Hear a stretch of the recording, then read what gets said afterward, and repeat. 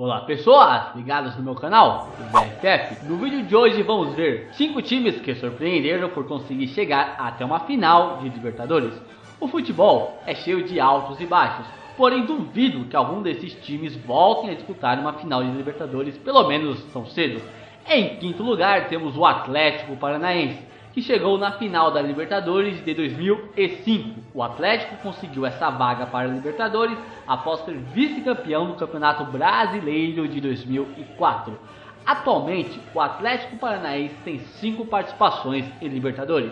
Na fase de grupos da Libertadores de 2005, o Atlético teve grandes dificuldades, mas conseguiu passar para a próxima fase com a segunda colocação do grupo. Nas oitavas, passou pelo Cerro Porteño. Nas quartas de finais, teve um duelo contra o Santos. O Atlético Paranaense deve ter encarado aquele jogo das quartas de finais com um sentimento de revanche, já que o Atlético Paranaense foi vice-campeão do Campeonato Brasileiro de 2004, ficando atrás exatamente do Santos. Bem, eles conseguiram passar de fase. Nas semis, teria pela frente o Chivas Guadalajara. Normalmente, times mexicanos são chatos, porém o Atlético Paranaense conseguiu passar por esta pedreira. Logo após ter passado pelo Chivas, a diretoria do Atlético começou a montar em seu estádio, a Arena da Baixada, arquibancadas tubulares para aumentar a capacidade do estádio, pois o São Paulo entrou com um pedido para que o estádio do primeiro jogo da final fosse mudado, pois o estádio do Atlético não atendia o requisito de 40 mil lugares para a final. Bem, sei que o Atlético conseguiu aumentar a capacidade para 34 mil, porém mesmo assim a Conmebol não autorizou e a primeira partida da final foi mudada para o Beira-Rio, estádio do Inter, onde o primeiro jogo acabou em 1-1 e no jogo da volta no Morumbi o São Paulo aplicou um sonoro 4-0.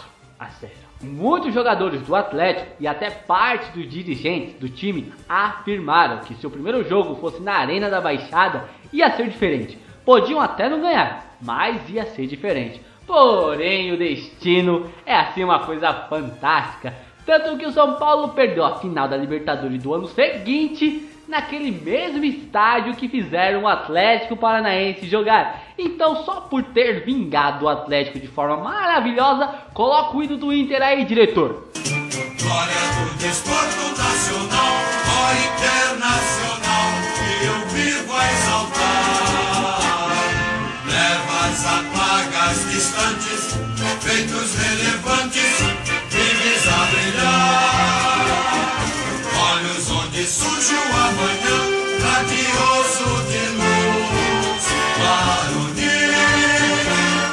Segue tua senha de vitórias, colorado das glórias, orgulho do Brasil. É teu passado alvirrubro, motivo de festa em nossos corações.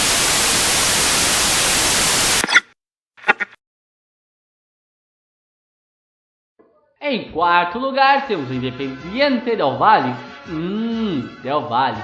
O Independiente del Valle é um time fundado em 1958, que passou boa parte de sua história fora da elite do campeonato equatoriano. No Equador, o maior feito deles foi um vice-campeonato em 2013. Só lembrando que seu estádio tem capacidade para pouco mais de 7 mil pessoas, ou seja, é quase uma Vila Belmiro. Porém, creio eu que eles ao menos conseguem encher o estádio deles. Como é que é, Lucas Lima?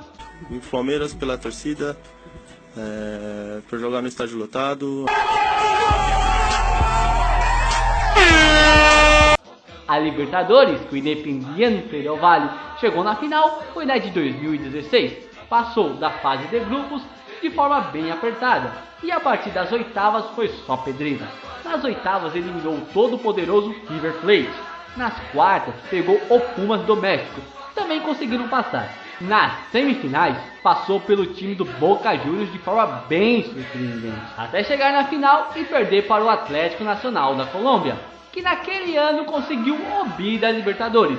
Porém, se tivesse pegado um outro Atlético, um alvinegro, seria bem mais fácil o Independiente ganhar do que o outro Atlético conseguir o bi da Libertadores. Em terceiro lugar temos o Nacional do Paraguai. Pessoas, por favor, não confundir com o Nacional bom, o Nacional do Uruguai. Tricampeão da Libertadores, tricampeão mundial, nunca caiu para a segunda divisão do Campeonato Uruguaio, time que ao lado do Peñarol mais participou da Libertadores com 46 participações e também, além de tudo isso, conquistou 46 vezes o Campeonato Nacional. Puxa, mano, 46 títulos do Campeonato Uruguaio. Então, em resumo, esse é o Nacional original e esse é o Nacional do Paraguai. Nacional do Paraguai, time que tem 113 anos e participou 7 vezes da Libertadores. Aí você me fala, nossa, ele já participou 7 vezes da Libertadores, então não é tão surpresa assim.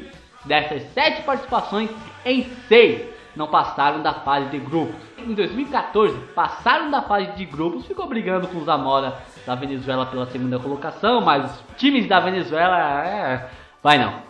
Nas oitavas passaram pelo Vélez Sarsfield. Nas quartas passaram pelo Arsenal de Sarandi, um time bem mal menos. Na semi tiveram a sorte de enfrentar o Defensor do Uruguai, porque se fosse o Nacional original, queria ver eles avançarem de fase.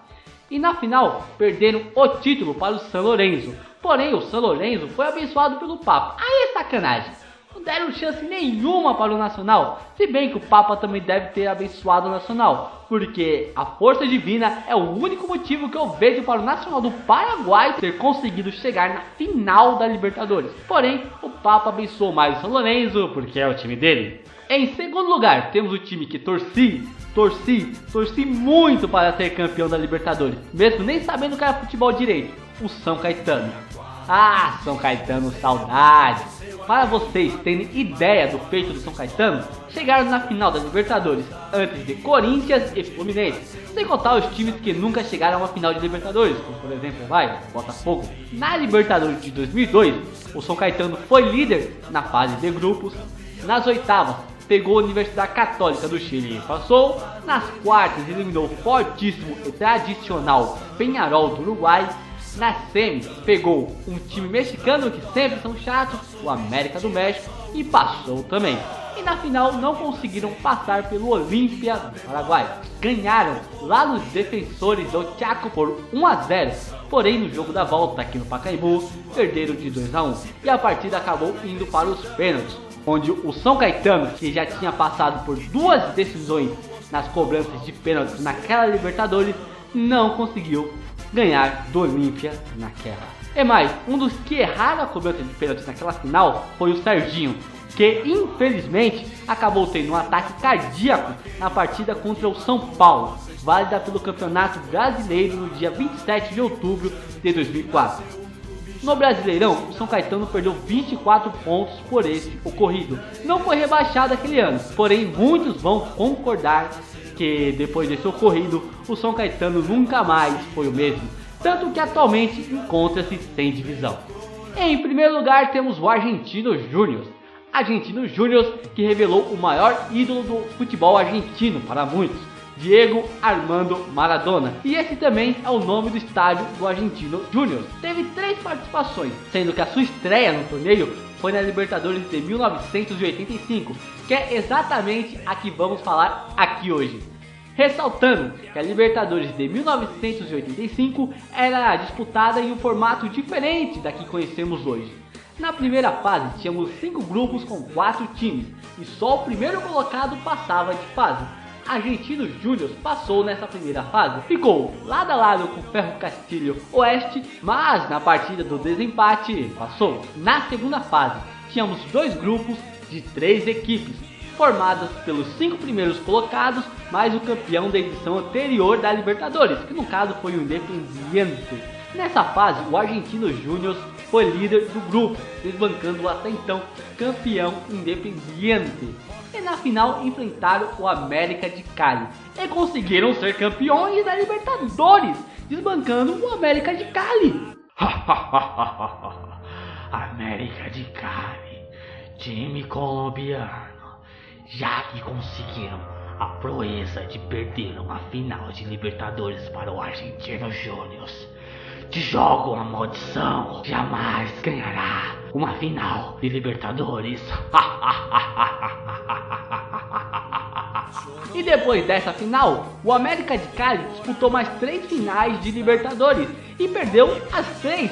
Ou seja, o América de Cali disputou 4 finais de Libertadores e perdeu as 4.